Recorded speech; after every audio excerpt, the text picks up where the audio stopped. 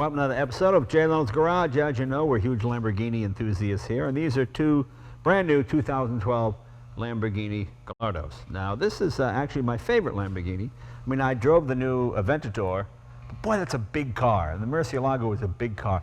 I like this smaller size. It's even though it's still a pretty good sized car, it's not as big as the full-size cars. I find them more nimble. I just like the smaller car, but that's me. And there's a big difference between these two, and you'll find out what they are in just a second. We've got Andrew here from the Lamborghini Club. He's been here a million times. Andrew, come on in. How you doing? He's president of the Lamborghini Club. Thanks for having me on, Jay. Good to see you. Good to see you. Now, this one is the Superleggera, right? Yep, that's the LP 570-4. It's the all-wheel drive version of the Gallardo. Now, Superleggera means lightweight construction. Correct. In Italian. It's a word that's been used all through Italian coach building, going all the way back to the, I guess, the 30s, most prominent with Maserati and some of those guys. It just means lightweight construction. What makes this one so lightweight? What's different? Well, like the other Lamborghinis we've talked about on the show, there's a lot of Alcantara in the interior instead of leather. Alcantara weighs about 20% that of what leather does. There's a lot of carbon fiber. Okay, what else? It also has the sports seats, which are quite a bit lighter than the traditional Gallardo seats. You can take one of those seats and literally lift it with one hand. You know, whether are they as comfortable as the regular seats? I think so. They're a little stiffer. They hug your hips a little bit tighter. I got to admit, I drove an Aston Martin DB9, I guess it was, and boy, it had the sports. I found it just because it's a big, comfortable GT car. And you're sitting in this essentially fiberglass lawn chair, and I didn't find it as comfortable as a regular seat. I think a lot of that stuff gets a little overrated because on a long trip, the sports seats, you know, the wife's going, I hate this car, it's not comfortable. Well, man, I ain't got a problem. So you gotta keep it comfortable. But that's okay. What else? Is it lighter glass or anything? Yeah, actually, around the back here, these windows here and the back one, yeah, it's actually not glass. It's a it's a synthetic, so right, it's plastic. Okay. Quite a bit lighter. And then aside from that, it's got the forged wheels, and it's got the Corsa tires, which are a little bit less weight. Now, is this an option or is this standard on the Superleggera? That's standard on the Superleggera. Okay, okay. And now this one is four-wheel drive, correct? Correct. Okay. Now you think all Lamborghinis are four-wheel drive, except for the Balboni edition, but this one is two-wheel. Yeah, you know, guys like you spoke out and said that they like the Balboni edition. They like the feel of the sport, version of the Gallardo. They like the feeling of the steering. Yeah, I got to admit, I like two-wheel drive because sometimes it's fun. If there's a little sand on the road to hit the throttle and swing the tail out. I mean, you're not always racing. Sometimes you're just having fun with the car. And I find the four-wheel drive grips so incredibly well. You've got to go at dangerous speeds to get any sense of danger, so to speak. So to me, the two-wheel drive I like because you can do this a little bit with the steering wheel and kind of get a fishtail and just have some fun with it. But that's just me. Yeah. But I'm glad that the company listens to their customers. Now, is this lighter than the Superleggera? They're actually about the same weight. You have the base model LP 560 Gallardo, which is, a little over 3,000 pounds. This way you can have your big comfortable seats and be just as light as this, but without all the front-wheel drive transaxles and all the other deal. And that's exactly how they achieve the same weight by removing the front-wheel drive. Very good, very good. I got to admit, I tend to go for the two-wheel drive, and I'm thrilled that they do listen to their customers, because a lot of factories just build what they think they should build, and that's that. So the fact that people kind of call for a two-wheel drive, I think that's great. And they don't publicize that a whole lot, do they? No, they haven't made a big deal about it. I mean, they've gone a little bit more toward, what people are doing on the racetracks. And what's the ratio? Probably what, 5-to-1 to four-wheel drive versus two-wheel? Actually, it's leveling out. They did this in 2011 and 2012, which followed the 2010 Valentino Balboni model. And sales are climbing. They're actually going to come out with a Spider LP 550. Oh, very neat. So and these are both. This is 550 horse. That's 570. Correct. And they did that with a little bit of exhaust work on the Superleggera and engine tuning. Can you tell the difference in 20 horsepower? It's hard to say. These two cars are such a different, experience to drive. You put your foot into this one just a little bit, and the rear tires break loose. Exactly. See, that's what I'm looking for. Yeah. I like the rear tires to break loose. I like to get the sense that I'm having some fun with the car, because it isn't. Anybody that's racing on the street, you're out of your mind. Because normally, when you just get a ticket for speeding, that's speeding. If you're racing another car, that's exhibition of speed. You lose your license, you go to jail, they take your car, they do horrible things to it in the impound lot. It's like sending your car to prison. You don't want to do that. It's horrible what happens to it.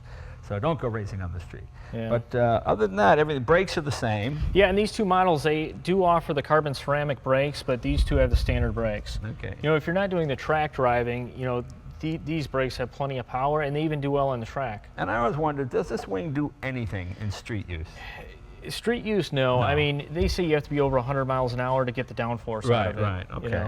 You know, other than that, it's cosmetic. I got to admit, my Countach came with a big wing on it. I took it off because I just like the pure design. I don't think any designers ever designed these. Well, this was probably designed with the wing because it is factory. But a lot of guys like it. I like just the pure, clean design of this. Any engine upgrades from the previous models? Well, something that's interesting is we have LEDs here now. You see it come on? Where is it? Oh yeah, I see, right here. You know, so they offered the glass bonnet, you know, Yeah. for several years now, where you can see, you know, what the heart of the car is, the Lamborghini V, you know, the V10 engine in this case. Now, you know, if you open a door, you know, same with the courtesy lights inside, you have LED illumination. See, Americans would call it the optional luxury decor package. They always have some kind of name like that. But any mechanical changes for previous models? Yeah, when they got into the 560, and along with the 570 and 550 here, they have direct injection now. So let me open the deck lid and we'll take a look. All right.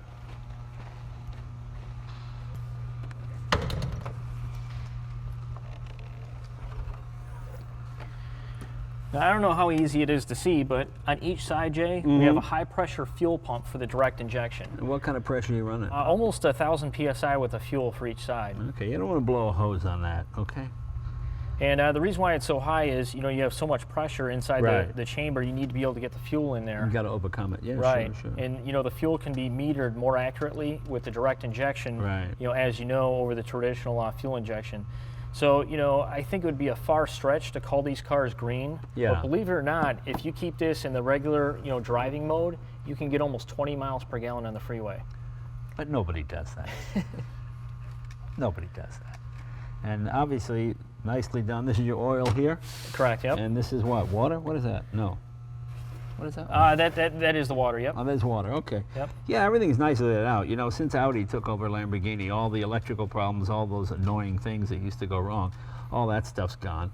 It's just a nicely laid out package. I can remember when Lamborghini's most successful car ever was that one right there, the Espada. I think they sold 1,235 of them. Yep. That was the biggest run until now they've sold, what, 25,000 of these, something like that? It's around 12,000. 12,000 altogether, okay. For the Gallardo, yeah. Yeah, so it's that's the most pretty successful model of all time. Yeah. I guess by a factor of 10. Yeah, and this is my favorite. As I said, the new Aventador is nice. It's just too big for me. This I like smaller. I like a little more stealthy, and I like the rear-wheel drive. Very, very nice. Look at the way this is done here. Yeah, they've done a clean job, Yeah. especially with the you know, the Audi engineering influence. They've really taken these cars a long way. Let's take it for a ride.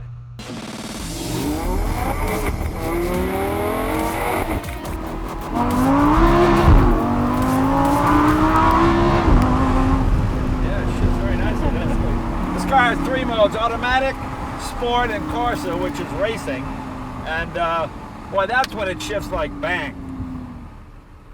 As much as I prefer a manual gearbox, this is very nice. I mean, it shifts so quickly. I don't think you could shift this quickly by hand, but yeah, there's something about doing it by hand that I kind of like. But I've said that enough times on this website. Boy, it's an extremely well put together car. You know, it's amazing how reliable these kind of cars become. Because when I was a kid, if you had something exotic like this, maybe it ran okay, maybe it didn't, but it was finicky. It would, you know, you do that Italian tune-up where you got to take it up to 100 every now and then and clear it out, or else it would choke itself. Everything now, this direct injection, boy, it's so immediate.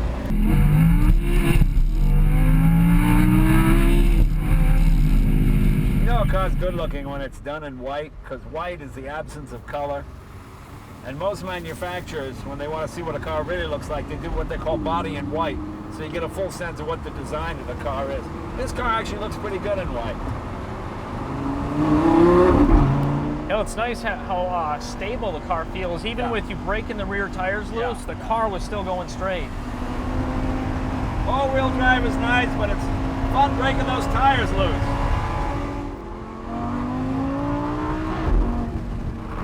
Any reports of these gearboxes breaking? You know, I haven't heard anything about that, Jay. There's even guys doing twin turbo, you know, kits on these cars. Getting 1,000 horsepower, stock gearboxes. Yeah, that seems a little crazy. It does. I mean, what are you going to do with 1,000 horsepower? But yeah, what are you going to do with 1,000 horsepower? But it's a testament to the build quality and construction of these cars if they're standing up to that, you know? Now, how does the front feel, Jay? You know, with this being a two-wheel drive, you don't have that same weight as the other Lamborghinis we've driven. I mean, it feels lighter, but I don't know, maybe it's because it's psychosomatic, but this is the one I prefer. It sounds cliche, but the car, it feels like it's billet, like the whole thing is carved from billet. Pretty amazing, no vibration in the mirrors. Even at 8,500 RPM, you're not getting any of this in your rear view.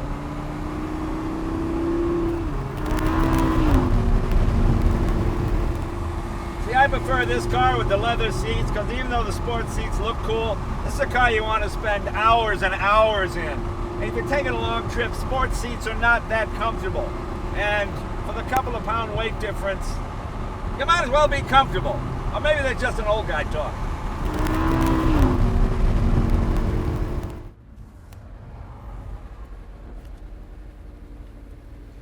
See, the one thing I miss about modern Lamborghinis is not being able to do a burnout like I could with my Countach or my Miura or my Espada. Not anymore. Those days are back. See you next week.